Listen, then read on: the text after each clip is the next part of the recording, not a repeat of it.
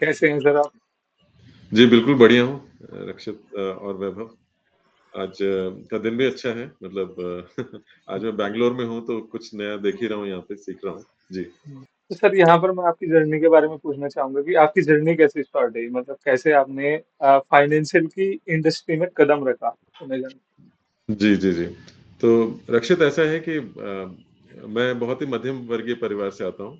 मेरे पिताजी ने इंडियन आर्मी में सर्विस की, जिसकी वजह से मैंने काफ़ी जगह बहुत सारी लोकेशंस पे स्कूलिंग की मेरी। जैसे मैंने 10th हम जोधपुर राजस्थान से किया, 12th मैंने आसाम से किया, ग्रेजुएशन इंदौर से किया, पोस्ट ग्रेजुएशन अहमदाबाद और दिल्ली से किया। और उसके बाद मैंने अपना करियर फाइनेंशियल सर्विसेज इंडस्ट्री में शुरू किया। तो मेरी पहली जॉब जो थी वो आईसीआईसीआई में थी और उसके बाद करीब 10 साल मैंने फाइनेंशियल सर्विसेज इंडस्ट्री में बिताए, जहां मैं जनरल इंश्योरेंस में काम करता था और बैंक्स मैनेज करता था। वहीं पे मुझे समझ में आया कि कहीं ना कहीं मुझे ट्रेनिंग और लर्निंग और एजुकेशन में बहुत इंटरेस्ट है, क्योंकि मैं स्टाफ ट्रेनिंग कॉलेजेस में जाया करता था बैंक्स के, और वहां पे जो प्रोबेशनरी ऑफिसर्स आते थे बैंक्स के और सीनियर ऑफिसर्स आते थे, उनको मैं ट्रेनिंग दिया करता था इंश्योरेंस प्रोडक्ट्स में। तो वो पता चलने के बाद मैंने कहा कि चलो कहीं ना कहीं मुझे एजुकेशन इंडस्ट्री की तरफ बढ़ना चाहिए। तो मैंने अपना करियर मूव किया टुवर्ड्स एजुकेशन, और मैं एसीसीए करके एक यूके बेस्ड ऑर्गेनाइजेशन है, वहां पे मैं उनका नॉर्थ और ईस्ट इंडिया हेड करता था। और उसके बाद मैंने इंडिया और साउथ एशिया के लिए बेकर प्रोफेशनल एजुकेशन करके एक अमेरिकन सीपीए क्वालिफिकेशन देती है ऑर्गेनाइजेशन, वो मैं मैनेज करता था, और उसमें मैं काफी दूसरे मार्केट्स जैसे मिडिल ईस्ट, यूरोप, इनको भी सपोर्ट करता था। उसके बाद 1 अगस्त 2023 को मुझे ये मौका मिला टू ज्वाइन एफपीएसबी इंडिया। एफपीएसबी इंडिया है वो एक सब्सिडरी है फाइनेंशियल प्लानिंग स्टैंडर्ड्स बोर्ड, जो कि यूएस बेस्ड ऑर्गेनाइजेशन है। हमारा head office Denver Colorado state में है, यूएसए में। और आप समझिए कि रक्षित 1973 में हमने इस कोर्स को शुरू किया था डेनवर में, और 1973 में करीब 44 लोग ऐसे थे जिन्होंने इस कोर्स को खत्म किया। और आज इस कोर्स को जो है करीब 51 साल हो चुके हैं, तो ये 51 इयर्स यंग क्वालिफिकेशन है। Young okay. इसलिए है कि हाँ, ये यंग इसीलिए है कि लोग बहुत पैशनेट हैं, डेडिकेटेड हैं अपने काम के प्रति, लोगों के करियर के प्रति, उनके जीवन के प्रति। क्योंकि फाइनेंशियल प्लानिंग जो है, लोगों के मन में एक मिथ होता है कि financial planning is about managing money, या पैसा मैनेज करने के लिए है। फाइनेंशियल प्लानिंग एक्चुअली जो है वो अपना जीवन को मैनेज करना सिखाता है। ओके सर, ये कैसे अपने तो क्या फाइनेंशियल? होता है कि हमारा जो जीवन है, देखिए जीवन हमारा बड़ा इंटरेस्टिंग सा है रक्षित, कि मान लीजिए कि आज किसी बच्चे का अगर जन्म हुआ, है ना, तो जब बच्चे का जन्म होता है तो ये बहुत अच्छा मोमेंट होता है फैमिली के लिए, बहुत सारे सेलिब्रेशन होते हैं, है ना, मिठाइयाँ भी बंटती हैं। लेकिन साथ साथ में आप ये समझिए कि आपको एक हॉस्पिटल में एक एक्सपेंस भी देना पड़ता है, जिसको कहते हैं मेटर्निटी एक्सपेंस, है ना। तो वो एक्सपेंस कहाँ से जाता है? वो आपके पॉकेट से ही जाता है।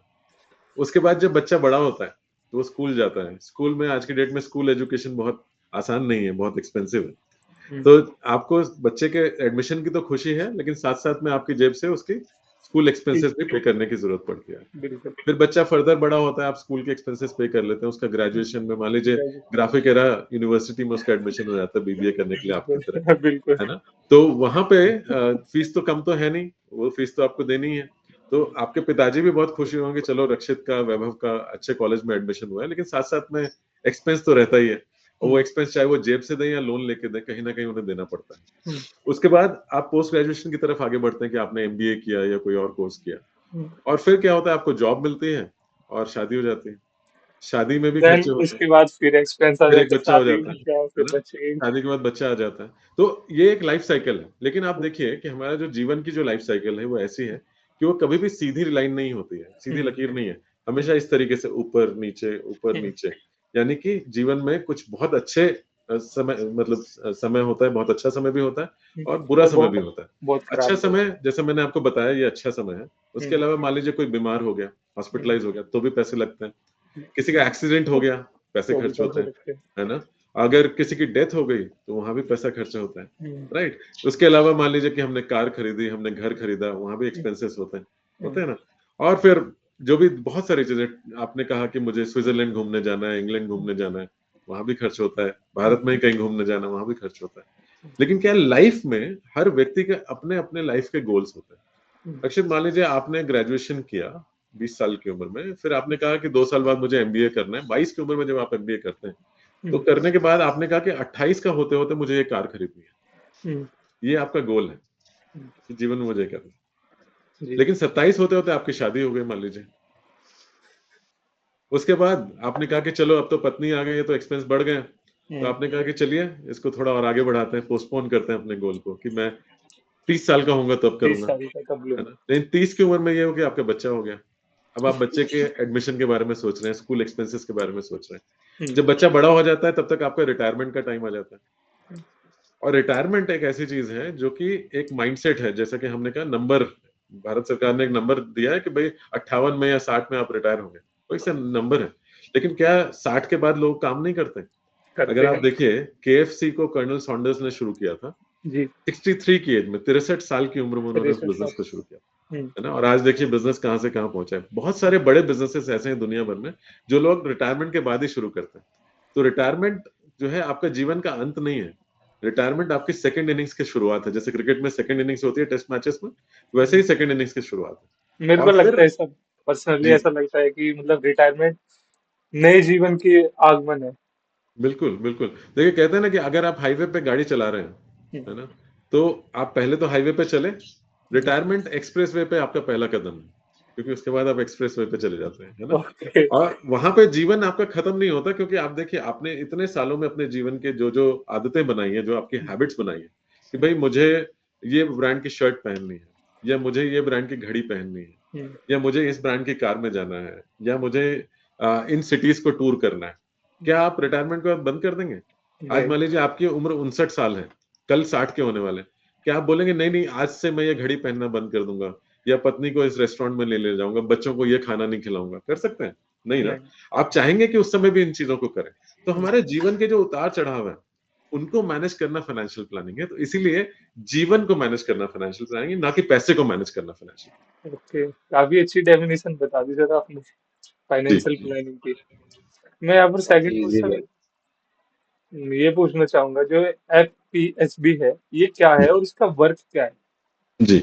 सो एफपीएसबी फाइनेंशियल प्लानिंग स्टैंडर्ड्स बोर्ड जो मेरी पेरेंट ऑर्गेनाइजेशन है, और जैसे इंडिया में हम इसको एफपीएसबी इंडिया बोलते हैं।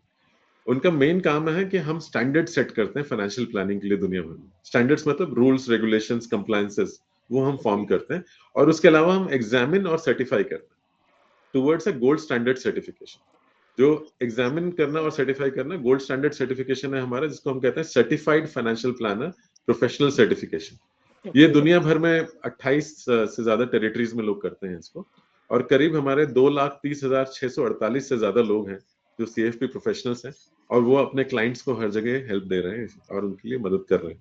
देखिए फाइनेंशियल प्लानिंग में जो लोग आते हैं इस प्रोफेशन में, सर्टिफाइड फाइनेंशियल प्लानर प्रोफेशनल्स होते हैं, हुँ, उनका काम बहुत नोबल है। जैसे एक टीचर का काम एक डॉक्टर का काम है ना? उसी तरीके से इनका भी काम है। अगर आपने एक व्यक्ति की मदद की उनके फाइनेंशियल प्लान्स को समझने में, और मैं आपको बता रहा हूँ 90% से ज्यादा लोग भारत में ऐसे हैं जो अपने जीवन में फाइनेंस को लेकर के बहुत परेशान हैं। इनफैक्ट एक डेटा आया था, उसमें कहते हैं कि 70% सुसाइड केसेस या डिवोर्स केसेस जो हमारे देश में होते हैं वो फाइनेंशियल डिस्ट्रेस की वजह से, बिल्कुल, एग्री उसका सर। और कोई कारण नहीं, है बिल्कुल। ना? तो आप समझिए कि अगर आपने एक व्यक्ति की मदद की तो आपने एक परिवार की मदद की। बिल्कुल। अगर आपने एक फैमिली या परिवार की मदद की, तो फिर आपने सोसाइटी की मदद की। सोसाइटी की मदद की, तो उस तरीके से देश की और इकोनॉमी की मदद अपने आप हो जाती है। तो अगर एक इंडिविजुअल ग्रो कर गया, अपने जीवन में आगे बढ़ गया, तो हुँ, आप समझिए परिवार आगे बढ़ा, सोसाइटी बढ़ी, इकोनॉमी बढ़ी। तो इकोनॉमी। यानी कि अगर हमारे देश को आगे बढ़ना है, तो हर व्यक्ति को इस चीज़ की नॉलेज होना ज़रूरी है। हमारे देश में दिक्कत यही है कि हमें फाइनेंशियल एजुकेशन कभी दी ही नहीं गई। हमारे एजुकेशन सिस्टम में है ही नहीं। किसी ने हमें पढ़ाया नहीं। आप बताइए किसी कोर्स में आपने देखा है कोई आपको बताता है कि रिटायरमेंट प्लानिंग कैसे करते हैं? नहीं कोई सर। आपको बताता है कि आप कैसे इन्वेस्टमेंट प्लानिंग करते हैं? लोग सोचते हैं इन्वेस्टमेंट प्लानिंग का मतलब सिर्फ स्टॉक मार्केट में और इक्विटी हुँ, मार्केट में पैसा लगाना है। नहीं, इन्वेस्टमेंट प्लानिंग बहुत बड़ी चीज़ है, उसमें बहुत सारी चीज़ें आती हैं। बहुत सारे इन्वेस्टमेंट ऑप्शंस होते हैं जैसे जो कि हमारे सर देश कुछ में। एग्ज़ाम्पल बता दीजिए। जैसे आपके अल्टरनेट इन्वेस्टमेंट फंड्स हैं, गोल्ड है, राइट? हुँ, कमोडिटीज़ हैं, उन सब में भी इन्वेस्टमेंट्स होते हैं। क्या लोगों को बहुत लोगों को उनके बारे में नहीं पता है। उसके अलावा डेरिवेटिव्स हैं, बॉन्ड्स हैं, बहुत सारी चीज़ें हैं। तो क्या होता है, ये सिर्फ इक्विटी मार्केट या स्टॉक मार्केट नहीं है। बहुत सारी चीज़ें हैं जहाँ पे लोग जा सकते हैं और अपना इन्वेस्ट करके ग्रोथ कर सकते हैं। एक सच्चाई है हमारे देश में लोग को जानना ज़रूरी है कि आज तक कोई भी आदमी, है ना? कोई भी आदमी सैलरी कमा करके हुँ, या बिज़नेस स्टार्ट करके अमीर नहीं बना, पैसे वाला नहीं बना। वो इन्वेस्टमेंट करके ही अपने पैसे को ग्रो कर सकता है, ग्रोथ करवा सकता है। तो अच्छा। इसीलिए वो बहुत जरूरी है। हाँ, सीधी सी बात है। आप देखिए फॉर्चून 500 कंपनीज जो है दुनिया भर में, हम्म। आज की डेट में वो अपने कोर बिजनेस से जितना प्रॉफिट नहीं कमाती हैं, उससे ज्यादा पैसा और प्रॉफिट वो इन्वेस्टमेंट इनकम से कमाते हैं। हम्म। ये और ये ये आप पॉइंट है उनकी सबसे। बैलेंस शीट चेक कर सकते हैं, आपको पता चलेगा कि मैक्सिमम कंपनीज कोर बिजनेस में लॉस कर रही होंगी, लेकिन इन्वेस्टमेंट इनकम से उनका बिजनेस चलता है। तो ये भी एक बहुत इंपॉर्टेंट चीज है। तो हर व्यक्ति को ये जानना जरूरी है, इसकी शिक्षा, इसकी एजुकेशन होना जरूरी है। हैरानी की बात यह है कि आज तक हमारे ना स्कूल में पढ़ाया जाता है, ना कॉलेज में, ना यूनिवर्सिटीज में, कोई नहीं तो पढ़ाता है। सर अभी भी मतलब जब इतनी अवेयरनेस आ गई है तो अभी भी ये फाइनेंशियल एजुकेशन हमारे एजुकेशन सिस्टम में क्यों नहीं आई है, इसका क्या रीजन है? देखिए, दो तीन रीजंस हैं जिसकी वजह से। और मैं कहूंगा कि अगर आप अपने पिताजी या दादाजी से बात करेंगे, हम्म। तो 1970-80 के टाइम पे, 70 और 80 के दशक में, हम लोग पैसा जब कमाते थे तो हमें सैलरीज हंड्रेड्स में मिलती थी। हम्म। अरे इसकी तनख्वाह 200 रुपए है, देखिए इसकी तनख्वाह 500 रुपए, इसकी तनख्वाह 800 रुपए, और लोग बड़े खुश होते थे कि 800 रुपए मिल रहे हैं, 500 रुपए मिल रहे हैं। वो हमारी सैलरी हुआ करती थी। 1990 के दशक में लोगों की सैलरी हजारों में पहुंची। अरे इसकी तनख्वाह 5,000 रुपए, इसकी 8,000 रुपए, इसकी 10,000 रुपए। हम्म। जैसे ही 2000-2001 आया, banking organisation I, telecom companies I, insurance companies आई, तो लोगों ने लैक्स में, सीटीसी में बात करना शुरू कर दिया। अरे उसका 5 लाख की तनख्वाह है, उसकी 10 लाख की तनख्वाह है, उसकी 20 लाख की तनख्वाह है। 2020 के बाद, कोविड होने के बाद से, हैरानी की बात यह है, और ये अच्छी भी बात है, बहुत सारे लोग ऐसे निकल के आए जिनके तनख्वाहें करोड़ों में है। तो आप पकड़िए रक्षित की समय देखिए। और हम एज ए सोसाइटी हम क्या थे? हम पहले पैसे कमाते थे। अगर आप अपने पिताजी और दादाजी से बात करेंगे, तो हम पहले पैसे कमाते थे, फिर सोचते थे कि कहाँ खर्च करना है। बिल्कुल। अब हमारी सोसाइटी ऐसी बन गई है कि हम पहले पैसे खर्च करते हैं, उसके बाद सोचते हैं कि मैं कहाँ से कमाऊं और वापस करूं। हम्म। तो हमारा जो पहले फॉर्मूला था वो था अर्न वरी स्पेंड का, जो बन गया स्पेंड वरी अर्न। मेरे को उल्टा ऐसा हो लगता है सर कि गया। आज मतलब अभी के टाइम में हम थोड़ा मतलब एक स्टेटस को ज्यादा प्रेफरेंस देते हैं कि हाँ मेरे पास ब्रांडेड ये हो, मेरे पास ब्रांडेड शूज हो, मेरे पास ब्रांडेड कपड़े हो। तो उस स्टेटस के चक्कर में हम अपनी लाइबिलिटीज क्रिएट करने लग जाते हैं रेदर देन एसेट्स। मेरे को जी, ऐसा लगता है। नहीं बिल्कुल। और देखिए, एक स्टेटस के अलावा भी बहुत सारी चीजें हैं, लोग समझ नहीं पाते हैं कि देखिए, कई बार क्या होता है कि लोग खर्चा करते चले जाते हैं बिना ये समझे हुए कि भाई मुझे इमरजेंसी के लिए भी बचाना है। हम्म। कभी इमरजेंसी आ जाए, कहीं कोई मेडिकल कंडीशन हो जाए, कोई हम्म। एक्सीडेंट हो जाए, क्या मेरे पास उसके लिए, मेरी जॉब तो सिक्योर्ड नहीं है, कल को जॉब चली जाए हम्म। तो मैं क्या करूंगा? तो क्या मैंने कभी इमरजेंसी फंड बनाया? हम्म। क्या मैंने इंश्योरेंस लिया? रिस्क है तो इंश्योरेंस लिया। इंश्योरेंस लिया तो कितना लिया? क्या मेरा इंश्योरेंस सही हम्म। है ना? क्या मैं इंश्योरेंस को इन्वेस्टमेंट की तरह ले रहा हूँ, या मैं एक्चुअली इंश्योरेंस को प्रोटेक्शन के लिए ले रहा हूँ? क्योंकि हमारे देश में ज्यादातर लोग इंश्योरेंस को इन्वेस्टमेंट की तरह लेते हैं, लेकिन इंश्योरेंस इन्वेस्टमेंट प्रोडक्ट नहीं है। इंश्योरेंस इन्वेस्टमेंट प्रोडक्ट नहीं है, ये हमें जानना जरूरी है। इंश्योरेंस प्रोटेक्शन प्रोडक्ट है, रिस्क मैनेज करने के लिए। ओके। इन्वेस्टमेंट के लिए आपके पास दूसरे प्रोडक्ट्स हैं। ठीक है। अच्छा। जी, जी। इन्वेस्टमेंट के लिए हमारे पास में बहुत सारे मार्केट में ऑप्शंस हैं, लेकिन इंश्योरेंस इन्वेस्टमेंट प्रोडक्ट नहीं। Insurance is a tool for risk management, protection के लिए है। तो उसको प्रोटेक्शन की तरह ही लीजिए, उतना ही लीजिए जितना आपको जरूरी है। और देखिए, आज मान लीजिए किसी व्यक्ति की तनख्वाह 5 लाख रुपए है, तो उसके पास में कम से कम 1 करोड़ का कवरेज होना चाहिए, 20 गुना जितनी तनख्वाह है उससे। हम्म। कितने लोगों के पास? अगर आपका घर है, तो लोग जो है घर की वैल्यू सही बताते नहीं है। और हमारे देश में हुआ क्या, लोगों को पहले तो ये होता था कि मेरे पास पैसा है तो मैं बताऊंगा नहीं। हम्म। क्यों? क्योंकि मुझे लगता है बता दूंगा तो लोग ले जाएंगे पैसा मेरे से। बिल्कुल। और दूसरा, अगर किसी के पास में नहीं है तो उसको शर्म आती थी बताने में कि मेरे पास पैसा नहीं है, लोग क्या बोलेंगे मेरे पास पैसा नहीं है। तो दोनों ही कारणों की वजह से लोगों ने कभी इस बारे में बात ही नहीं की। दूसरा क्या हुआ रक्षित, कि 1990 से ऐसा हुआ कि हमने स्टॉक मार्केट जब हमारे खुले 80s 90s में, हम्म। तो हमने देखा हर्षद मेहता स्कैम, सबसे बिल्कुल सर। पहले स्कैम हो गया, है ना? हम्म। उसके बाद हमने सत्यम कंप्यूटर देखा, सत्यम कंप्यूटर है आया। ना? फिर हमने एनरॉन देखा, एनरोन है आया। ना? उसके बाद हमने 2008 का जो है क्राइसिस। बैंकिंग फियास्को देखा, फाइनेंशियल क्राइसिस, सब प्राइम क्राइसिस देखा। हम्म। तो उस वजह से लोग डरते रहे। एक अच्छी चीज हुई है कि 2000 में जब म्यूचुअल फंड शुरू हुआ हमारे देश में, हम्म। तो हम 1 लाख करोड़ का टोटल एसेट एंड मैनेजमेंट था, एयूएम था हमारा म्यूचुअल फंड्स का, 1 लाख करोड़ का सालाना होता था। ओके। आज दक्षित वैभव, हम हर महीने 1 लाख करोड़ से ज्यादा करते हैं, हर महीने।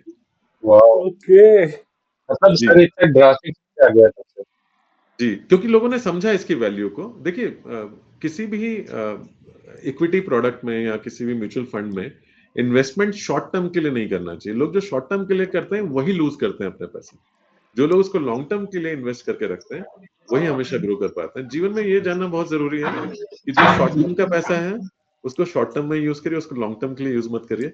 और जो लॉन्ग टर्म का पैसा है उसको शॉर्ट टर्म में कभी मत यूज करिए, उसको लॉन्ग टर्म के लिए रहने दीजिए, तभी आप ग्रो कर इस सकते हैं। जी और मोस्ट ऑफ द लोग सर यही नहीं समझ पाते कि हमारे शॉर्ट टर्म गोल्स और हमारे लॉन्ग टर्म गोल में क्या डिफरेंस है। करेक्ट, वो आपको जानना जरूरी है। देखिए आपका शॉर्ट टर्म गोल हो सकता है वैभव कि मुझे 2 साल में एमबीए करना है, तो ये आपका शॉर्ट टर्म गोल है। लेकिन लॉन्ग टर्म गोल ये हो सकता है कि मुझे 10 साल बाद एक घर खरीदना है। करेक्ट, तो जो घर के लिए पैसे बचा रहे हैं उसको एजुकेशन में यूज मत करिए, और जो एजुकेशन के लिए बचा रहे हैं उसको घर के लिए मत रखिए। मेरा बस इतना बोलना है, लॉन्ग टर्म को लॉन्ग टर्म में रहने दीजिए, शॉर्ट टर्म को शॉर्ट टर्म। और लोगों को ये समझना जरूरी है कि जैसे कहते हैं कॉस्टिंग में कि फिक्स्ड कॉस्ट एक समय के बाद वेरिएबल हो जाती है वेरिएबल हो जाते है ना, वैसे ही इक्विटी प्रोडक्ट्स भी एक समय के बाद डेट की तरह फिक्स्ड इंटरेस्ट देने लगते हैं। तो ये हैं। लॉन्ग टर्म जब इन्वेस्टमेंट होगी तभी लोग पैसा कमा पाएंगे, और उसके लिए पेशेंस होना बहुत जरूरी है ना, उसके लिए समय के साथ टिके रहना बहुत जरूरी है। होता क्या है कि हम बहुत जल्दबाजी में रहते हैं, अरे मैंने कल पैसे डाले थे आज तो गिर गए, तो फिर तो आपको डर ही लगेगा ना। हर महीने अगर आप बैठ के देखेंगे मेरी स्टेटमेंट ऐसी है, तो रक्षित वैभव होगा क्या कि लोगों को हार्ट अटैक आने शुरू हो जाएंगे 90 दिन में। बिल्कुल ठीक है, इसलिए देखना नहीं चाहिए। जो डाल दिया वो डाल दिया, उसको रहने दो, ग्रो करने दो, और पैसा समय के साथ अपने आप ग्रो करता है। ठीक है, हाँ ये बात और है कि जब मार्केट में चेंजेस आते हैं तो you have to keep an eye, उसके लिए आपको सही व्यक्ति से सही राय लेना जरूरी है, हर व्यक्ति से नहीं। हमारे देश में चैलेंज यही है कि हर व्यक्ति आपको राय देता है, आपको हर व्यक्ति के पास नहीं जाना, क्योंकि आपका अपना मेहनत का पैसा है। जी सर। और वो मार्केट भी हमारा हार्ट रेट की तरह मतलब अप डाउन चलता रहता है, तो उसमें तो भी घबराने की लोगों को जरूरत नहीं समझने है। की जरूरत देखिए एक बात बताता हूँ, अगर हमारी लाइफ जो है ऊपर नीचे चलती है ना, तब तक हम जिंदा हैं। जिस दिन स्ट्रेट लाइन हो जाए उस दिन हम हैं ही नहीं, है वही। है ना। Yes sir. जी सर बिल्कुल। सर ये मतलब सीएफपी का वर्क क्या होता है, और सर इसकी क्या मतलब हम कैसे इसको ज्वाइन कर सकते हैं, कैसे हम कर सकते हैं, और क्या इसमें हमारा करियर ऑप्शन है? जी जी, बहुत अच्छा सवाल है रक्षित। देखिए सीएफपी सर्टिफिकेशन एक globally recognised gold standard certification है। ये एक ग्लोबल पासपोर्ट की तरह आपके लिए काम करता है। ओके। अच्छी बात यह है कि ये कोर्स कोई भी कर सकता है ना। उसके लिए आपका कोई पर्टिकुलर बैकग्राउंड होना जरूरी नहीं है कि आप कॉमर्स से हैं या बिजनेस मैनेजमेंट से। आप साइंस से हो, ह्यूमैनिटीज से हो, आप फैशन डिजाइनिंग कर रहे हो, आप डॉक्टर हो, इंजीनियर हो, आर्मी ऑफिसर हो, एयरफोर्स ऑफिसर हो, आप कोई भी हो, यहाँ तक कि हाउस वाइफ हो, वो भी ये कोर्स कर सकते हैं। हर व्यक्ति के लिए ये कोर्स है, बिकॉज इसमें क्या है, आप किसी और की मदद करें ना करें, सबसे पहले आप अपनी मदद तो कर ही पाएंगे इसको सीखने के बाद। ठीक है, दूसरी बात यह है कि इसमें इस वक्त जो है जो अपॉर्चुनिटीज हैं वो बैंकिंग, फाइनेंशियल सर्विसेज और इंश्योरेंस सेक्टर में है, जहां पे बहुत सारे लोगों की रिक्वायरमेंट होती है, चाहे वो प्रोडक्ट क्रिएशन के लिए हो, प्रोडक्ट मैनेजमेंट के लिए हो, प्रोडक्ट डिस्ट्रीब्यूशन के लिए हो, अंडर राइटिंग के लिए हो, रिस्क मैनेजमेंट के लिए हो, स्ट्रेटेजिक रोल्स के लिए हो। वहां पे काफी लोगों की रिक्वायरमेंट है। इनफैक्ट आज की डेट में हमारे पास जॉब्स ज्यादा हैं, लोग कम है उन जॉब्स को अप्लाई करने के लिए। इस वक्त भारत में 3215 प्रोफेशनल्स हैं, और आप मुझे मेरे पे भरोसा मत करेंगे, आप naukri.com पे जाकर के सीएफपी टाइप करके देखिए कितनी जॉब्स हैं, आपको अभी दिख जाएगा, है ना। दूसरी बात यह है कि अपॉर्चुनिटीज काफी हैं, और आने वाले समय में अपॉर्चुनिटीज बढ़ने वाली हैं। मैं आपको एक एग्जांपल देता हूँ। भारत सरकार की एक वेबसाइट है, नेशनल करियर सर्वे करके, एनसीएस करके वेबसाइट है। ओके। वहां पे हर साल भारत सरकार हर फील्ड के लिए अपना एक रिसर्च करवाती है, सर्वे करवाती है।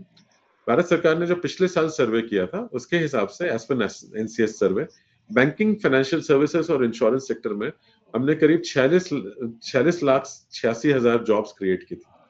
लेकिन ओके उसमें से सिर्फ 27.5 लाख जॉब्स लोग ले पाए। सर, करीब ये तो 18 बहुत लाख बड़ा वैकेंसियां डिफरेंस खाली है। रह गई। जी, 18 लाख जॉब्स खाली रह गई, इसलिए क्योंकि लोगों के पास में सही क्वालिफिकेशन नहीं थी जिसकी मार्केट को जरूरत है। देखिए ये होता है ना कि ग्रेजुएट, पोस्ट ग्रेजुएट तो हर कोई होता है, क्या आपके पास में राइट सर्टिफिकेशन है, राइट क्वालिफिकेशन है। देखिए एक प्रोफेशनल सर्टिफिकेशन लेने का सबसे बड़ा एडवांटेज क्या होता है, आज मान लीजिए कि आपने एक एडवर्टाइजमेंट देखा कि कहीं पे एक पर्टिकुलर जॉब आई है ना, आप जी। जाकर के वहां पे खड़े हो गए कि भाई उन्होंने बोला ग्रेजुएट चाहिए, 80% मार्क्स होने चाहिए, आपके 89% आया, बड़े खुश हुए, आप पहुंचे, क्यू में लग गए, आप सबसे आगे हैं क्यू के, लेकिन जैसे ही पीछे मुड़ के देखते हैं, आप देखते हैं 10,000 लोग और खड़े, तो हो सकता है आपके 2 जीरो या 3 जीरो कम हो जाए।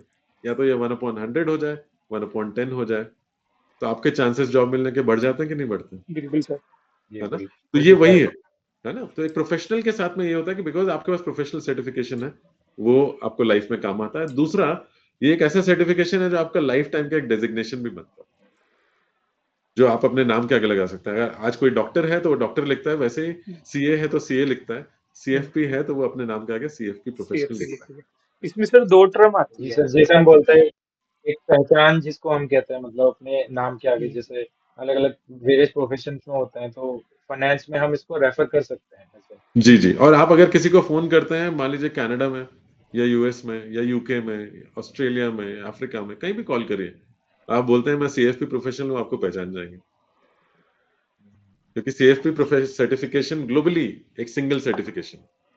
हाँ, लेकिन हर देश में एक ही चीज का डिफरेंस रहता है, वो ये कि हर देश के रेगुलेशन, टैक्सेस और कंप्लायंसेस अलग होते हैं, तो आपको ओके। पढ़ना पड़ता है। आप पढ़ के उस देश के लिए भी लाइसेंस ले सकते हैं, वहां भी जाके काम कर सकते इसी में सर तो दो सर उसके टर्म लिए आती है। एडिशनल एग्जाम होता है, जैसे किसी ने हैं। सीएफपी जी, क्लियर कर लिया हर उसके कंट्री आगे का कोई। अपना अलग रेगुलेशन रहता है, उसके हिसाब से रहता है। जब आपने भारत से किया तो आप भारत के लिए तो आप ऑटोमेटिकली एलिजिबल हो जाते हैं। आप भारत के बाहर जाना चाहते हैं तो वो उस कंट्री में आप अप्लाई कर सकते हैं, वहां पे लाइसेंस लेने के लिए उनकी जो भी रिक्वायरमेंट है उसके हिसाब से वो आपका एग्जाम कंडक्ट कर सकते हैं। नॉर्मली क्या होता है, टैक्स, रेगुलेशन और कंप्लायंस, ये तीन एरियाज ऐसे हैं जो कि कॉमन नहीं होते हैं, हर देश के अलग होते हैं। क्योंकि मान लीजिए कोई चीज ऐसी है जो भारत में एथिकल है, हो सकता है अमेरिका में अनएथिकल, हम्म, है ना? जी और मान लीजिए बिल्कुल। वहां पे कोई चीज एथिकल है, यहाँ अनएथिकल है, इसके चांसेस हैं। जैसे मान लीजिए कि अगर भारत में कोई ड्रग्स कैरी करता है तो अनएथिकल है, लेकिन यूएस में एक एक क्वांटिटी तक आप कैरी कर सकते हैं, वो अलाउड है ना? तो हर कंट्री के अलग रूल्स होते हैं, हर कंट्री के अपने कंप्लायंसेस होते हैं, अपने लॉज होते हैं, टैक्स लॉज होते हैं। आपको वो जानना जरूरी है और उसके हिसाब से आप काम करते हैं। ओके सर, यहाँ पर एक मतलब दो टर्म आती है, मतलब एक और टर्म आती है CFA, जी जो सर्टिफाइड फाइनेंशियल एनालिस्ट। जी और देन CFP आता है। सर इन दोनों में डिफरेंस क्या है? जी जी, ये दोनों ही बहुत ही इंपॉर्टेंट क्वालिफिकेशंस हैं अक्षित, और बहुत अच्छा सवाल है। देखिए क्या होता है कि जब फाइनेंस में हम देखते हैं, दो एरियाज होते हैं। एक होता है कॉर्पोरेट फाइनेंस का एरिया, है ना, और ओके। एनालिटिक्स का एरिया, और दूसरा होता है पर्सनल फाइनेंस का एरिया। तो सीएफए कॉर्पोरेट फाइनेंस को पे फोकस करता है। जैसे आप एमबीए में भी जाएंगे तो एमबीए बीबीए में जो हमें फाइनेंस पढ़ाया जाता है वो कॉर्पोरेट फाइनेंस है, पर्सनल फाइनेंस नहीं, ओके। राइट? और जो सीएफपी है उसका पूरा फोकस पर्सनल फाइनेंस पे है, एक इंडिविजुअल के ऊपर है, उसकी फैमिली के ऊपर है। तो देखिए क्या होता है कि हर इंडिविजुअल, किसी ने कहा कि कॉर्पोरेट में तो कॉर्पोरेट होता है, लेकिन हर कॉर्पोरेट में भी इंसान ही काम करते हैं ना। बिल्कुल। तो हर इंसान को अपना भी तो जानना जरूरी है। मैं आपको बताता हूँ, बहुत सारे रक्षित सीईओ सीएफओ ऐसे होते हैं जो कंपनी का प्रॉफिट एंड लॉस अकाउंट और बैलेंस शीट बहुत अच्छा मैनेज करते हैं, बट जब उनके खुद के पर्सनल फाइनेंस की बात आती है तो वो स्ट्रगल कर रहे हैं। तो इसीलिए बहुत जरूरी है कि पर्सनल फाइनेंस की नॉलेज हो। जैसे मान लीजिए हम जब रिस्क मैनेजमेंट पढ़ते हैं बीबीए एमबीए में, वो risk management business risk management होता है, पर्सनल रिस्क मैनेजमेंट नहीं होता, राइट? तो इसीलिए वो राइट जानना सर। जरूरी है। और जो भी हमारे कोर्स में जो एरियाज हम कवर करते हैं बहुत ही यूनिक है, वो हर इंडिविजुअल के लिए बहुत इंपॉर्टेंट है। मैं कहता हूँ जैसे हमने विकसित भारत का सपना देखा है ना रक्षित, अगर हर व्यक्ति फाइनेंशियली एडुकेटेड हो जाए तो 2047 की बजाय हम हो सकता है 2035 तक विकसित भारत देखें। ओके तो सर, मतलब हर व्यक्ति को अवेयर करने के लिए, जागरूक करने के लिए आप क्या कर रहे हो सर? जी, बहुत अच्छा सवाल है। हमने देखिए कुछ स्टेप्स लिए हैं। जैसे इस वक्त हम बहुत क्लोजली कुछ इंस्टीट्यूशंस के साथ काम कर रहे हैं। आपने देखा होगा हमने अभी रिसेंटली आईएम अहमदाबाद के साथ टाई अप किया है, हमने वहाँ एक कोर्स लॉन्च किया है। अभी हमारा Indian Institute of Foreign Trade, IIM Bangalore, है ना, उसके अलावा आईएम लखनऊ और KJ Somaiya Institute of Management Studies in Mumbai, उसके अलावा Sydenham Institute of Management, Narsee Monjee Institute of Management Studies, ये सारे ऐसे कॉलेजेस हैं जहाँ पे हम डिफरेंट डिफरेंट कोर्सेज ला रहे हैं जो बच्चों को पोस्ट ग्रेजुएशन लेवल पे ये हेल्प करेगा। उसके अलावा रिटेल में भी हमने काफी सारे बच्चों को इसके बारे में जानकारी दी है और करियर अपॉर्चुनिटीज के बारे में बताया हुआ है। तो वो वहां भी काफी बच्चे एनरोल करते हैं और इस कोर्स को करते हैं। उसके अलावा जो हमने शुरू किया है, हम बहुत लोगों को एजुकेशन देने की कोशिश कर रहे हैं through webinars, events, activities, initiatives, है ना। उसके अलावा आर्टिकल्स, जर्नल, हमारे जर्नल भी आता है। वो सारी चीजें करके हम लोगों को जागरूक करने की कोशिश करें कि ये आपके लिए बहुत इंपॉर्टेंट। उसके लिए इस वक्त हम काफी जगह डिस्कशंस में हैं, गवर्नमेंट के साथ में भी, पॉलिसी मेकर्स के साथ में भी, रेगुलेटर्स के साथ में भी हम बहुत कोशिश कर रहे हैं कि हर लेवल पे, चाहे वो स्कूल लेवल हो, कॉलेज लेवल हो, यूनिवर्सिटी लेवल हो या मैनेजमेंट कॉलेज का लेवल हो, हर लेवल पे लोगों को मौका मिले इसको पढ़ने का। इररिस्पेक्टिव ऑफ देयर वर्टिकल, चाहे वो इंजीनियर बन रहा हो या डॉक्टर बन रहा हो या साइंटिस्ट बन रहा हो या मैनेजमेंट ग्रेजुएट हो रहा हो, सबको ये पढ़ना जरूरी है। हम उसकी पूरी कोशिश करें कि हर जगह पे ये आए। और इतना मैं आपको बता सकता हूँ कि सरकार भी इस चीज को समझ रही है कि इसकी बहुत ज्यादा जानकारी की जरूरत है लोगों को। और उन्होंने जब भी हमने हाथ बढ़ाया, उन्होंने हमारा हाथ हमें सपोर्ट किया है, तो ये आगे जाके काम आएगा। उसके लिए एक छोटा सा स्टेप हमने किया था। All India council of technical education के साथ रिसेंटली हमने 50,000 टीचर्स को ट्रेन किया है इसके ऊपर। ओके और जी जी, और इस तरीके से हम काफी सारे स्टेप्स ले रहे हैं जो उतने आपको बहुत बड़े इस वक्त नहीं देखेंगे, लेकिन आने वाले कुछ सालों में इनका रिजल्ट बहुत अच्छा आने वाला है देश के लिए। और इससे हर व्यक्ति को एक नॉलेज मिलेगी, और हमारा सपना भी है कि हर व्यक्ति फाइनेंशियली एजुकेटेड बने। सर, मेरा एक क्वेश्चन है, मतलब जी 2047 तक का आप कितने CFAs क्रिएट कर दोगे कितने तक? जी जी जी, देखिए मैंने 2047 तक तो सोचा नहीं था। 2030 तक तो मैं आपको बता सकता हूँ कि हम 10,000 हो जाएंगे। 2047 अगर आप पकड़ेंगे तो आने वाले समय में ये बढ़ता ही जाएगा, क्योंकि अगर आप देखिए 10,000 लोग भी हम्म, 1.45 बिलियन पॉपुलेशन के लिए बहुत कम है ना। इस वक्त तो राइट। 3,215 ही है। लेकिन देखिए क्या हो रहा है कि आज हर व्यक्ति इस चीज को समझ रहा है कि फाइनेंस, देखिए फाइनेंस जो है एक फॉरवर्ड लुकिंग फंक्शन है जो आगे देखता है। फाइनेंशियल बिल्कुल। प्लानिंग और ज्यादा फॉरवर्ड लुकिंग है, और ज्यादा आगे देखता है, राइट। हम्म, क्योंकि बहुत सारे ऐसे प्रोफेशन है जहाँ पे हम सिर्फ नंबर्स देखते हैं, हम्म, यहाँ पे हम लोगों का जीवन देखते हैं। तो जैसे जैसे और लोग जागरूक होंगे, ये नंबर अपने आप बढ़ते जाएगा। मैं तो समझता हूँ कि शायद 2047 तक हम देखें कि करीब 1 लाख लोग ऐसे हों भारत में जो कम से कम ये कोर्स करके लोगों को हेल्प करें। वो भी नंबर कम है, वो भी बहुत ही छोटा नंबर है, जो हमारी पॉपुलेशन जिस तरीके से बढ़ रही है, जितने लोगों की जरूरत है। आपको एक हैरानी की बात बताता हूँ कि इस वक्त हमारी एवरेज एज भारत की 28.2 है। हम यंगेस्ट पॉपुलेशन है वर्ल्ड के, हम्म, है ना। लेकिन ये जो हमारे पास में बेनिफिट है, डेमोग्राफिक डिविडेंड है, ये हम्म, ज्यादा सालों तक नहीं रहेगा। आने वाले 15 साल में हम हमारी एवरेज एज करीब 40 के आसपास पहुंचने वाली है, और उसके आगे फर्दर जाएंगे तो 50-55 तक जाएगी। राइट क्योंकि sir. Thanks to the medical technology लोग आगे लंबा जिएंगे। अभी हमारे यहाँ पे 73 साल तक की एवरेज एज है लोगों की जीवित हम्म, रहने की, हम्म, जो कि आने वाले समय में आप देखिए 85 टू 90 पे पहुंचने वाली है, ग्रेट राइट। सर। लेकिन हाँ, तो लेकिन इसके लिए प्लान जरूरी है। अगर प्लान नहीं है तो दिक्कत आएगी, अगर आपके पास में डायरेक्शन नहीं है तो दिक्कत। गाड़ी आप बिना डायरेक्शन के स्पीड में चलाइए तो एक्सीडेंट ही होता है ना। होता है। इसलिए डायरेक्शन होना बहुत जरूरी है। देखिए स्पीड से ज्यादा डायरेक्शन होना बहुत जरूरी है, प्लान होना बहुत जरूरी है। इसीलिए हम कहते हैं कि लोगों को, हर व्यक्ति को इस प्लान पे वर्क करने की बहुत जरूरत सर, मतलब यहाँ पर एक क्वेश्चन है थोड़ा अपार्ट इन सबसे, है। जी जैसे सपोज कोई एक स्टूडेंट MBA कर रहा है, फाइनेंस से MBA करने वाला है, और जी, वहीं पर उसके के पास दूसरा ऑप्शन है कि वो CFA करे, तो कौन से क्या चूज करना चाहिए उसे? देखिए आज की डेट पे आपको करियर कहाँ बनाना है वो तो चॉइस आपकी है। अल्टीमेटली आपको पता है कि आप कहाँ जा सकते हैं। तो आपको कोई भी कोर्स करना है वो इस हिसाब से करना है कि आपके करियर चॉइस और आपके विजन को सपोर्ट करे। CFP सर्टिफिकेशन की खासियत यही है कि ये आपको एक करियर अपॉर्चुनिटी तो देता ही है, लेकिन आपको एक लाइफ स्किल देता है। देखिए आज मैं अगर अकाउंटेंट नहीं बना या फाइनेंस मैनेजर नहीं बना, तो मैं एक अकाउंटेंट या फाइनेंस मैनेजर अपने लिए अपॉइंट कर सकता हूँ, है ना। हम्म, अगर मैं मान लीजिए कि डॉक्टर नहीं बना तो मैं एक डॉक्टर अपॉइंट कर सकता हूँ, हम्म, करेक्ट। लेकिन अगर मैंने फाइनेंशियल प्लानिंग नहीं समझी तो मेरे जीवन में दिक्कत हो सकती है। हम्म, ऐसा होता है ना कि आज मान लीजिए आप सुबह उठे और आपको 1 गिलास पानी पीना है, गला सूख रहा है, तो जब आपका गला सूखता है तो आपकी जरूरत क्या होती है? पानी होती है ना। हम्म, वैसे ही फाइनेंशियल प्लानिंग आज की डेट में पानी की तरह हो गया, जो हमारे जीवन में बहुत जरूरी है। और जैसे हमारा बर्थ राइट है ना, हमें पानी मिलना चाहिए, शिक्षा मिलनी चाहिए, वैसे ही हम्म, फाइनेंशियल प्लानिंग की शिक्षा मिलना भी हमारा बर्थ राइट होना चाहिए आने वाले समय में। क्योंकि ये बहुत जरूरी है, नहीं तो आप देखिए ये सारे स्ट्रगल खत्म हो जाएंगे, फाइनेंशियल डिस्ट्रेस काफी हद तक लोगों का सॉल्व हो जाएगा। हम्म। तो मतलब सर, यहाँ पर इसमें मतलब ये है कि क्या हम अपनी ग्रेजुएशन या पोस्ट ग्रेजुएशन के साथ भी CFA का सर्टिफिकेशन कर बिल्कुल सकते हैं? कर सकते हैं, जी जी, ग्रेजुएशन के साथ शुरू कर सकते हैं, लेकिन ग्रेजुएशन से पहले खत्म नहीं कर सकते, क्योंकि ये पोस्ट ग्रेजुएट लेवल क्वालिफिकेशन है। इसलिए स्टार्टिंग के लिए अलाउड है, खत्म करने के लिए आपको ग्रेजुएशन के बाद ही आप अप्लाई कर सकते हैं। उसके अलावा आप जब सारे एग्जाम लिख लेते हैं, सारे एग्जाम पास हो जाते हैं, तो आपको दो चीजें और करनी होती है। तो हमारे यहाँ 4 E's बोलते हैं, है ना। एजुकेशन, एग्जामिनेशन, और उसके बाद एथिक्स का एक मॉड्यूल होता है, क्योंकि एथिक्स फाइनेंस में बहुत जरूरी है। और उसके बाद फाइनली एक्सपीरियंस। ओके। एक्सपीरियंस हमारा बहुत फ्लेक्सिबल है। एक्सपीरियंस क्वालिफिकेशन से पहले भी हो सकता है, क्वालिफिकेशन के दौरान भी हो सकता है, क्वालिफिकेशन के बाद भी हो सकता है। 1 साल का सुपरवाइज्ड एक्सपीरियंस कहते हैं, या फिर अगर आप 1 साल का सुपरवाइज नहीं कर पाते हैं तो 3 साल का अनसुपरवाइज्ड एक्सपीरियंस, ओके। जो मार्केट में आपको फाइनेंशियल सर्विसेज सेक्टर में करना होता है, और उसके बाद आप अपने सर्टिफिकेशन और डिजिग्नेशन के लिए अप्लाई कर सकते हैं। हर साल आपको इसको रिन्यू कराना होता है। जब आपको इसको आप रिन्यू करते हैं तो उस वक्त आपको कॉन्टिन्यूस प्रोफेशनल डेवलपमेंट दिखाना होता है कि मैंने अपनी नॉलेज बढ़ाई है, मैंने कुछ सीखा है, कुछ कोर्सेज किए हैं, और या मैंने कुछ इवेंट्स अटेंड किए हैं, हमारे क्विजेस सॉल्व किए हैं, वो सब करना पड़ता है, तब आप उसका रिन्यूअल कराते हैं हर साल। ओके। सर यहाँ पे मेरा एक क्वेश्चन है, जैसे सीएफपी में हमारे 2 पाथवेज होते हैं, तो सर जी आप उनको भी एक्सप्लेन करिएगा। हाँ, बिल्कुल।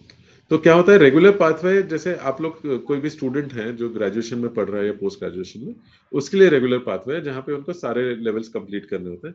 फास्ट ट्रैक उन लोगों के लिए है जो ऑलरेडी प्रोफेशनली क्वालिफाइड है। मान लीजिए मैं चार्टर्ड अकाउंटेंट हूँ और मुझे 3 साल का वर्क एक्सपीरियंस है, या मैं सीएफए हूँ, मुझे 3 साल का वर्क एक्सपीरियंस है ना, या मैं सीपीए हूँ, मैं एसीसीए हूँ, मैंने कोई भी प्रोफेशनल कोर्स किया हुआ है, या मैंने एमबीए किया हुआ है, उसके बाद 3 साल का फाइनेंशियल सर्विसेज में मुझे एक्सपीरियंस है, तो आप फास्ट ट्रैक के लिए अप्लाई कर सकते हैं। वहां क्या होता है, पहले 3 जो मॉड्यूल्स होते हैं हमारे, इन्वेस्टमेंट प्लानिंग का module, specialist module, retirement and tax planning का स्पेशलिस्ट मॉड्यूल, और एस्टेट प्लानिंग और रिस्क मैनेजमेंट का स्पेशलिस्ट मॉड्यूल।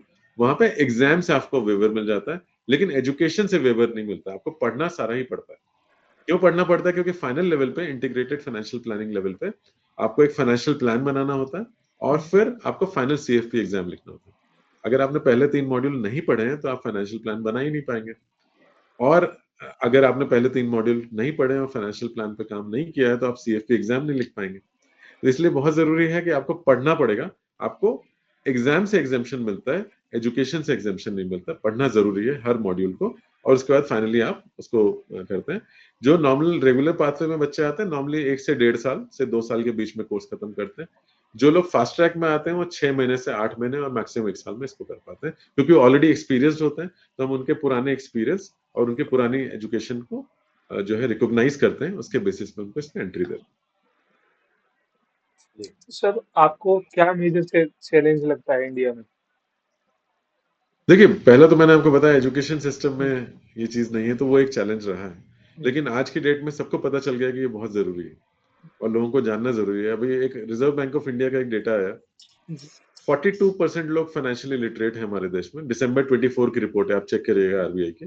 42% लोग फाइनेंशियली लिटरेट हैं, लेकिन सिर्फ 4% लोग ऐसे हैं जो फाइनेंशियली एडुकेटेड। दूसरा, इतना वास्ट जब डिफरेंस।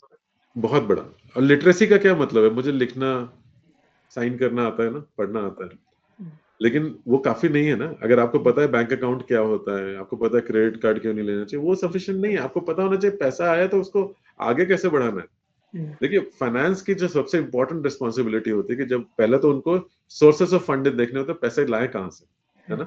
जब पैसे आ जाते हैं तो उसको मैनेज कैसे करें और ग्रो कैसे करें, उसको आगे कैसे बढ़ाएं, है ना, वो बहुत इंपॉर्टेंट। क्योंकि अगर आप ग्रो नहीं करेंगे तो आपके जो शेयर होल्डर्स हैं वो खुश नहीं होंगे आपसे। वो इंपॉर्टेंट चीज है फाइनेंशियल प्लानिंग में कि आपको कैसे पैसा लाना है, पैसे को मैनेज करना है और ग्रोथ करनी है। वही हमारे इंडिविजुअल फाइनेंशियल प्लानिंग में भी वही है, कहाँ से पैसा आया, कैसे मैनेज किया, और कैसे हमने आगे जाकर के उसको ग्रो किया। तो इसीलिए ये चीज बहुत जरूरी हो जाती है कि लोगों को इसकी नॉलेज हो। तो ये एक चैलेंज है कि लोगों को, बहुत लोगों को इस पर नॉलेज नहीं है। लोगों को लगा कि पहली चीज की ये चीज मैं कभी ना कभी तो अपने आप ट्रायल एंड एरर करके सीख जाऊंगा, तो गलतियां तो हुई, हाथ जले, पैर जले, पता नहीं क्या क्या नहीं जला शरीर में। उसके बाद पता चला कि गलती हो गई, राइट। और दूसरा क्या होता है कि हम किसी और पे भरोसा कर लेते हैं। जो भी आता है वो कहता है कि अरे ये ले लो, ये स्टॉक में पैसे डाल लो, यहाँ डाल लो, 40% मिल जाएगा। जैसे ही कोई कहता है ना कि जरूरत से ज्यादा इंटरेस्ट मिल रहा है, जरूरत से ज्यादा बेनिफिट मिल रहा है, सबसे पहले आपके कान खड़े हो जाने चाहिए कि ये कुछ गलत बोल रहा है। ये समझिए कि कहीं भी दुनिया में कोई एक चीज, एक लेवल से ज्यादा कोई आपको बेनिफिट प्रोवाइड नहीं कर सकता है, बिल्कुल राइट। सर। तो उतना ही देखना चाहिए जितना जरूरी हो, जितना आपको समझ में आता है। जहां कोई लालच दे रहा है आपको, उनकी बातों में मत आइए। यूट्यूब पे जो इन्फ्लुएंसर्स आते हैं या इंस्टाग्राम पे आते हैं, सब पे भरोसा मत करिए। जैसे कि कहते हैं कि अगर किसी को आपको पढ़ाना है स्कूल में, कॉलेज में, तो उसके पास एक क्वालिफिकेशन होनी चाहिए। स्कूल में बीएड एमएड होना चाहिए, यूनिवर्सिटी कॉलेज में पीएचडी होना चाहिए। वैसे ही फाइनेंस किसी को अगर पढ़ाना है तो उसके पास में राइट क्वालिफिकेशन होना बहुत जरूरी है। अगर कोई आके आपको कुछ भी कहता है तो आप सबसे पहले पूछिए कि आपकी क्वालिफिकेशन क्या है, क्या सर्टिफिकेशन होल्ड करता है। सीएफपी सर्टिफिकेशन की एक सबसे बड़ी खासियत यही है कि हमारे लोग जो है वो एक मेडिकल ऑफिसर की तरह, एक डॉक्टर की तरह, जो आपको राइट कंसल्टेंसी देते हैं। जैसे रक्षित वैभव, अगर आप में से किसी को बुखार हो, है ना, तो वो ये नहीं कहेंगे कि आप जाकर के जो है क्रोसिन ले लो या डोलो ले लीजिए। वो आपसे कहेंगे कि पैरासिटामोल लीजिए, क्योंकि वो जेनरिक नेम। अब आपके ऊपर है कि आप जाके कौन सा प्रोडक्ट खरीदते हैं, है ना। वो आपको प्लान देंगे कि आपका एसेट ऐसे मैनेज होना चाहिए, आपका एसेट ऐसे डाइवर्सिफाई होना चाहिए, ये आपके गोल्स हैं, इस टाइम तक आपको ये ऐसे अचीव करना है, इतना आपका इंश्योरेंस होना चाहिए, इतना आपका रिटायरमेंट प्लान होना चाहिए, ये आपके विल इस तरीके से बननी चाहिए, इन्वेस्टमेंट्स कहाँ कहाँ होना चाहिए, वो सारी चीजें आपको बताएंगे। लेकिन वो आपको प्रोडक्ट प्रिस्क्राइब नहीं करेंगे। जब उनको सेल करना होगा तो वो अकॉर्डिंगली करेंगे, और जो सेल करते हैं उनके पास अलग लाइसेंसेस होते हैं, वो अपने हिसाब से सेल करते हैं। हमारे देश में दिक्कत वही है कि कहीं ना कहीं पे लोगों के पास में इस चीज की जानकारी नहीं है, और ये जानकारी एजुकेशन से ही आ सकती है। तो हमारा पूरा फोकस है ना, एज अ ऑर्गेनाइजेशन हमारा पूरा फोकस ये है कि हम कैसे लोगों को इसके बारे में जागरूक बनाएं, उनको एडुकेट करें, और ये लाइफ स्किल हर व्यक्ति तक पहुंचाएं। ओके। मतलब सर, कभी ऐसा भी हुआ है कि मतलब जब जो सीएफपी है, सीएफपी है, मतलब उन्होंने अपनी रिस्पॉन्सिबिलिटीज और अपनी पावर का मिसयूज किया है, जिसकी वजह से उसके ऊपर आपने क्या एक्शन लिया है, या मतलब कभी ऐसा कुछ देखिए, हुआ? ऐसा इंडिया में तो ऐसे कम केसेस आए हैं, बहुत रेयर होता है, लेकिन अगर जहां भी हमें दिखता है कि ऐसा कुछ हुआ है और ऐसी कोई कंप्लेंट आती है, हमारे इन्वेस्टिगेशन प्रोसेस है, बिकॉज हम स्टैंडर्ड सेटिंग बॉडी है, हम्म, तो अगर एथिक्स को कहीं पे कोई फॉल्टर होता है, कोड ऑफ कंडक्ट को कहीं पे कोई फॉल्टर करता है, तो वहां पे बहुत स्ट्रिक्ट एक्शंस हैं, उनका सर्टिफिकेशन रिमूव हो जाता है, उनको लाइसेंस फर्दर नहीं मिलता है, और हम इंश्योर करते हैं कि मतलब उनको फिर से दोबारा मौका ना मिले इस प्रोफेशन में आने का, क्योंकि ये, जैसा मैंने कहा, ये बहुत नोबल प्रोफेशन है। Right sir. लोगों का जीवन बचाने का प्रोफेशन है। वहां पे आप एथिक्स के साथ या इंटीग्रिटी के साथ कोई खिलवाड़ नहीं कर सकते। तो इसीलिए जो भी यहाँ आते हैं, सबसे पहले उनको एथिक्स मॉड्यूल के थ्रू गुजरना पड़ता है, सीखना पड़ता है, और तभी हम उनको मौका देते हैं इसमें आगे बढ़ने का। तो ये बहुत इंपॉर्टेंट चीज है। मुझे जैसा लगता है कि टाइम के साथ में ये सारी चीजें लोग समझने लगेंगे, लेकिन इतना है कि सीएफए प्रोफेशनल हमारे काफी जागरूक हैं और इन चीजों को समझते हैं। और मैंने अभी तक पर्टिकुलरली अपने देश में ऐसा कोई केस अभी देखा नहीं है। हाँ, इंटरनेशनली कुछ केसेस जरूर हुए हैं, बट अब मुझे जैसा लगता है कि आगे जाकर के जो हमारे सीएफपी प्रोफेशनल्स हैं, वो इस नोबल प्रोफेशन को नोबल ही रखेंगे, क्योंकि हम भी बहुत स्ट्रिक्ट हैं, और हम इतना समझते हैं कि वो लोग भी इस चीज को बहुत वैल्यू करते हैं। जी। Okay sir. सर फ्यूचर तो को सर लेके इसमें क्या? रेगुलेशंस का क्या पार्ट रहता है? मतलब एफपीएसबी सीएफपी के ऊपर कुछ रेगुलेशंस करती हैं? जी, हमारे एक स्टैंडर्ड्स रहते हैं जो हम देते हैं उनको, और उसके अलावा हमारा एथिक्स का, जैसे मैंने बताया कि उनको एथिक्स और कोड ऑफ कंडक्ट पे फोकस करना होता है। एथिक्स का मॉड्यूल कंपलसरी है, और हर साल एक कोड ऑफ कंडक्ट साइन करना होता है। तो ये बहुत जरूरी है, और अगर कहीं भी कोई भी कंप्लेंट आती है तो हम बहुत स्ट्रिक्ट हैं उसको लेकर। इन्वेस्टिगेशन हम प्रॉपर करते हैं, और अगर हमें लगता है कि कहीं कुछ गलत है तो हम उस पर अकॉर्डिंगली एक्शन लेते हैं। सर फ्यूचर प्लान क्या है आपका? फ्यूचर अब प्लान ये आप। है कि भारत को एजुकेट करना है, फाइनेंशियली एडुकेट करना है, फाइनेंशियली सस्टेनेबल बनाना है। देखिए, कहते हैं ना कि किसी भी देश को सस्टेनेबल बनाने के लिए, अभी काफी जगह बात चल रही है सस्टेनेबिलिटी की, है ना, तो सस्टेनेबल फाइनेंस उसमें से बहुत इंपॉर्टेंट एक गोल है हमारा, है ना। Right sir. और उसमें एडुकेशन को भी मिला लिया जाए तो 4.7 में एसडीजीज जो सस्टेनेबल डेवलपमेंट गोल्स हैं, उसमें हम कह रहे हैं कि भाई हमें फाइनेंशियल लिटरेसी और एजुकेशन की तरफ आगे बढ़ना है। तो कहीं ना कहीं पे उस पे और मेहनत करने की जरूरत है, इसको हर व्यक्ति तक पहुंचना बहुत जरूरी है। देखिए, मैंने जैसे कहा, एक व्यक्ति अगर फाइनेंशियली सस्टेनेबल हो गया, तो ऑटोमेटिकली फैमिली सस्टेनेबल होगी, और सोसाइटी और इकोनॉमी अपने आप आगे बढ़ जाएगी। अभी तक क्या हो रहा था, हम मैक्रो लेवल पे ऊपर से देख रहे थे कि देश कैसे सस्टेनेबल हो। टाइम आ गया है कि हम नीचे से देखें, हर व्यक्ति से देखें, और उसके लिए एजुकेशन बहुत जरूरी है। देखिए, शिक्षा जो है ना, एजुकेशन एजुकेशन लोगों को एम्पावर करती है। अगर आपने सही तरीके से लोगों को एम्पावर किया, तो आगे बढ़ करके ये लोग या तो एम्प्लॉयबिलिटी की तरफ बढ़ेंगे, मतलब उनको जॉब्स मिलेंगी, और या फिर प्रैक्टिस करेंगे, एंटरप्रेन्योर बनेंगे। दोनों ही ऑप्शंस हैं। हमारे सर्टिफिकेशन की खासियत यही है, इसकी ब्यूटी यही है कि लोग जॉब में भी जा सकते हैं और प्रैक्टिस भी कर सकते हैं। और एक अच्छी बात यह है कि जो लोग प्रैक्टिस करते हैं, वो इन लोगों से ज्यादा कमाते हैं जो काम करते हैं इंडस्ट्री में। जी। राइट जी sir, sir. Right. Sir India में अभी फाइनेंशियल प्लानिंग का लेवल मतलब डेवलप्ड कंट्री से काफी अलग है। और सर आज के जो इंडिया का यूथ है उसके लिए सबसे बड़ी फाइनेंशियल अपॉर्चुनिटी क्या है? देखिए, अपॉर्चुनिटी एक इंडिविजुअल अपॉर्चुनिटी नहीं हो सकती। सबसे ज्यादा इंपॉर्टेंट है यूथ के लिए ये समझना कि वो एजुकेशन पे फोकस करें। पैसा तो अपने आप आना ही है, कोई रोक नहीं सकता। देखिए, पैसा हमेशा हर चीज का बाय प्रोडक्ट है, जो भी हम मेहनत करते हैं, है ना। बस राइट। हमें नॉलेज सही होनी चाहिए, और जो भी हम नॉलेज लेते हैं, जो हम लर्न करते हैं, उसको हमें अपग्रेड करते रहना चाहिए, रुकना नहीं चाहिए।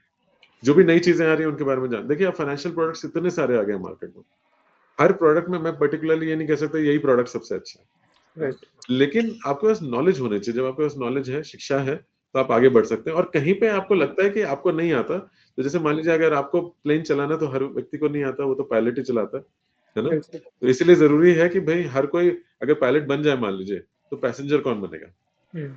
वो भी समझना जरूरी है। तो हर व्यक्ति को कुछ चीजें ऐसी हैं जो उनको नहीं आती हैं, तो उनको एक्सपर्ट्स पे छोड़ देना चाहिए, है ना। राइट। उसके लिए गूगल नहीं करना चाहिए, या राइट। किसी ऐसे व्यक्ति के पास नहीं जाना चाहिए जिसको इसकी जानकारी नहीं है। तो इसलिए यूथ के लिए ये है। अगर आप डेवलप कंट्रीज में देखें तो इस वक्त बहुत, देखिए चैलेंजेस हर जगह सेम ही है। फिनफ्लुएंसर का चैलेंज सिर्फ भारत में नहीं है, और भी देशों में, है ना। लेकिन वहां पे क्या है कि लोगों को ये समझ में आ गया है, और रेगुलेशंस में भी काफी सारी चीजें आ गई, फाइनेंशियल प्लानिंग को एक होलसम प्रोफेशन की तरह से देखा जा रहा है।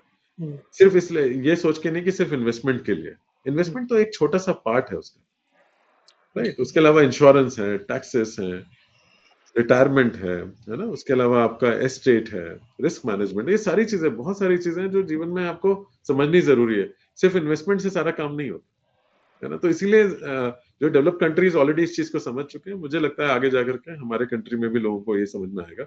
ऑलरेडी हमने कुछ सर्वेस किए, उन रिपोर्ट्स में बहुत क्लियरली आया कि जिन लोगों ने सीएफपी प्रोफेशनल से मदद ली, उनका जीवन काफी बेहतर है।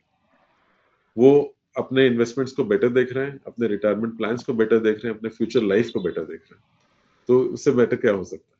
जी ओके सर, मेरा यहाँ पर लास्ट क्वेश्चन है आपसे। मतलब जी 5 बेस्ट अपॉर्चुनिटीज बताओ जो आपको लगता है कि हम इन सेक्टर में जा सकते हैं, एज अ मतलब अपार्ट ऑफ फाइनेंस। मतलब आपको क्या लगता है कि इंडिया में आने वाले जो 10 साल या 15 साल है, वो ये सेक्टर बहुत बेस्ट होने वाला है। जी रक्षित, ये सवाल भी बहुत अच्छा है। एक बात बताता हूँ, कोविड के बाद कुछ चीजें हम्म। ऐसी हैं जो हमारे देश में बहुत बदली हैं। हम्म। जैसे एजुकेशन, इससे पहले कहा जाता था कि एजुकेशन को कोई इंडस्ट्री की तरह रिकॉग्नाइज नहीं करता था। हम्म। आज की डेट में एजुकेशन इंडस्ट्री बन चुकी है, और it's growing faster than anything else. तो बहुत फास्ट ग्रोथ है वहाँ पे, तो वहाँ बहुत अपॉर्चुनिटीज हैं। लोग देख सकते हैं, एजुकेशन में करियर बहुत अच्छा बना सकते हैं। एजुकेशन में करियर बनाने का मतलब ये नहीं कि मैं टीचर बन जाऊं, बहुत सारे और भी ऑप्शंस हैं जो आप एक्सरसाइज कर सकते हैं, है ना। चाहे वो ऑनलाइन हो, ऑफलाइन एजुकेशन हो, बहुत लेवल तक आप वहाँ काम कर सकते हैं। उसके अलावा अगर आप देखें तो जो अपकमिंग एरियाज है, जैसे एआई और technology related, artificial technology. Intelligence काफी हद तक आगे बढ़ रहा है, और हम चाहे ना चाहें वो हमारे जीवन का एक अंग बन चुका है। आप वहाँ करियर बनाए ना बनाए, इसकी जानकारी होना आपको जरूरी है। उसको टूल की तरह यूज करना आपको आना चाहिए, एआई और टेक्नोलॉजी को। टेक्नोलॉजी आने से हमें घबराना नहीं है, उससे हमारी अपॉर्चुनिटीज बढ़ रही हैं। जब जब टेक्नोलॉजी आई है, चीजें अच्छी हुई हैं। आर्टिफिशियल इंटेलिजेंस भी 1954 में आया था, 1954 में, और अभी तक ना कुछ बिगाड़ा नहीं है, उल्टा हम इसने इवॉल्व भी किया है समय के साथ, और हमारी जॉब्स भी बेटर हुई है, लोगों के लिए अपॉर्चुनिटीज भी बढ़ी है। जी ओके, उस समय हाँ आया था ये। जी 1954 में आया था। 1955 में इसको रिकॉग्नाइज किया गया कि एआई बहुत इंपॉर्टेंट है। लेकिन एक बात समझिए, एआई कभी ह्यूमन माइंड को टेक ओवर नहीं कर सकता, क्योंकि एआई को हमने बनाया है। अगर एआई वही ने सर। ह्यूमन माइंड को टेक ओवर कर लिया, तो प्रैक्टिकली समझिए फिर तो ह्यूमन ने भगवान को ही टेक ओवर कर लिया, वैसा हो जाएगा। तो ये कभी होने बिल्कुल। नहीं वाला। चीजें अच्छी ही होनी है। तो एआई और टेक्नोलॉजी में काफी अपॉर्चुनिटीज आने वाली है ना। ओके। उसके अलावा आपका मीडिया सेक्टर बहुत ग्रो करेगा आने वाले समय में, जहाँ पे बहुत अपॉर्चुनिटीज होंगे। प्लस आप देखिए बैंकिंग फाइनेंशियल सर्विसेज सेक्टर में भी काफी ग्रोथ है, और बहुत डेवलपमेंट हो रहा है। इनफैक्ट आपको एक चीज बताता हूँ कि हमारे यहाँ जो वेल्थ बढ़ रही है वो कैसे बढ़ रही है। 2020 के बाद, कोविड के बाद, पिछले 4-5 सालों में हमने करीब 1000 से ऊपर नए फैमिली ऑफिसेस बनाए। Private okay. बैंकिंग सेक्टर, जी फैमिली ऑफिसेस है, मतलब समझिए लोगों की वेल्थ कितनी बढ़ रही है। और प्राइवेट बैंकिंग सेक्टर भी बहुत ज्यादा ग्रो कर रहा है, वहां अपॉर्चुनिटीज आ रही हैं। उसके अलावा इन्वेस्टमेंट बैंकिंग इस वक्त बहुत अच्छे फेज में है, which is growing very fast, वहां पे भी अपॉर्चुनिटीज है ना। जैसे मैंने बताया, तो ये सब कुछ एरियाज हैं जहाँ पे आप करियर ऑप्शंस देख सकते हैं। मतलब देख सकते हैं आने वाले 5 से 10 साल में वो अपने आप जी को। जी जी, ये आगे ही बढ़ेगा, कहीं कोई दिक्कत नहीं आएगी। उसके अलावा आप देखिए तो और प्रोफेशन है, जैसे अकाउंटिंग है, ग्रोइंग प्रोफेशन है ना। उसके अलावा आप देखें, अगर आपको लगता है कि आपको जो है मीडिया में सब्सिडरी सर्विसेज आ रही हैं, जैसे कि आप ऑनलाइन, जो आपके रेडियो चैनल्स आ गए हैं, राइट। ऑनलाइन काफी सारे आपके टेक्नोलॉजी बेस्ड चैनल्स आ गए, तो वहां पे भी काफी अपॉर्चुनिटीज है। जैसे ओटीटी आ गया है, OTT is growing very right. Fast. जी thank you sir, thank you so much. मतलब सर यहाँ पे मेरा एक लास्ट क्वेश्चन है। जी। सर आपके विजन में फाइनेंशियली अवेयर इंडिया कैसे दिखता है? और अगर आपको भी पूरा देश सुन रहा हो, तो उनके लिए एक फाइनेंशियल एडवाइस क्या आप देना चाहेंगे जिससे उनकी ज़िंदगी बदल सकती है? जी, जी, जी। अरे! बहुत अच्छा सवाल है। देखिए मेरे नज़र में तो 2-3 चीज़ें बहुत ज़रूरी हैं। मैं चाहता हूँ कि फाइनेंशियली अवेयर इंडिया ऐसा होगा जहाँ पे हर व्यक्ति को अपने फाइनेंसेस के बारे में पता हो और वो राय जो है, जो एडवाइस है, वो सही व्यक्ति से लें, जो सही प्रोफेशनल है, जो एक्सपर्ट है, उसी से लें। और सीएफपी प्रोफेशनल उनके लिए एक फैमिली डॉक्टर की तरह है। अगर उससे एडवाइस लेंगे तो उनको काफ़ी मदद मिलेगी। वो वहाँ पे अपना इंटरेस्ट नहीं देखेगा, वो हमेशा उनका इंटरेस्ट देखेगा, इतना मैं बता सकता हूँ। और एक एडवाइस जो दूसरी जो आपने कहा फाइनेंशियल एडवाइस अगर मुझे किसी को देनी है, तो मैं वहाँ 2-3 चीज़ें जोड़ूँगा। पहला, जिस दिन फाइनेंस मिनिस्टर अपना बजट बनाते हैं, उस दिन आप भी अपना बजट बनाइए।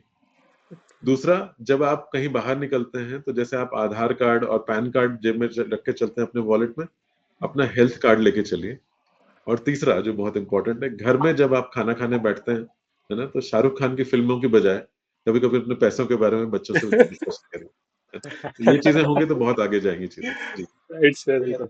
और सर ऐसे ही जनरेशन ग्रो करेगी। जी, बिल्कुल और सब जैसे-जैसे आगे बढ़ेगा वैसे-वैसे जानकारियाँ मिलेंगी, जीवन बेहतर होगा। जैसा आपने बताया मतलब बॉटम टू टॉप अप्रोच होनी चाहिए हमारी। जी, बिल्कुल बॉटम टू बिल्कुल। टॉप ही फ्यूचर में आगे जाके काम आएगा, टॉप टू बॉटम नहीं आएगा। जी, ओके। बॉटम से ये रहता है ना कि हम अपनी रूट्स को और ज्यादा नर्चर स्ट्रॉन्ग कर कर पाते हैं, हम अपनी रूट्स में जाके प्रॉब्लम को आइडेंटिफाई कर पाते हैं कि क्या प्रॉब्लम है, तो कैसे इसका सॉल्यूशन होगा। जब हमारी रूट्स अच्छी होगी तभी तो हमारा पेड़ अच्छा होगा। अपने आप ही। जी, जी। बिल्कुल। थैंक यू सर, बहुत अच्छा थैंक यू लगा सो आपसे मच बात सर। करके। बहुत अच्छा लगा। टाइम थैंक यू निकलता रक्षित, था ही थैंक नहीं यू लगा वैभव। कैसे। जी, मुझे बुलाने के लिए बहुत अच्छा लगा।